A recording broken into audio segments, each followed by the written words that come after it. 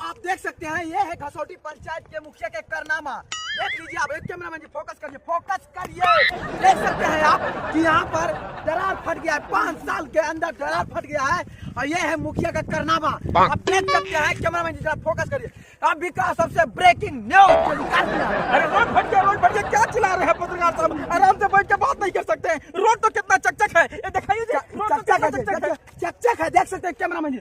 Breaking news Bihar का मुखिया का सबसे बड़ा घोटाला पकाया गया है, देख सकते हैं। ये पत्रकार साहब क्या बात बोल रहे हैं? हम लोग घोटाला किए हो? घोटाला नहीं किया तो कैसे छितरा के भीतर आ गया? बताइए आप, सही से ढलाई करा दे तो क्या दिक्कत? अरे सही से ढलाई नहीं करवाया। मिक्सर मशीन है मुखिया जी, मिक्सर मशीन से ढलवाई करवाया। अगर मिक्सचर मशीन आया तो आप सीमेंट कम डाले, गिट्टी ज्यादा डाले, बालू ज्यादा डाले। सीमेंट में कम डाल लिए लोग। तो इनका लोग के जाके घाला में पहुंचा लेवल 20 देखिए ब्रेकिंग न्यूज, मुखिया का आदमी है ये मुखिया।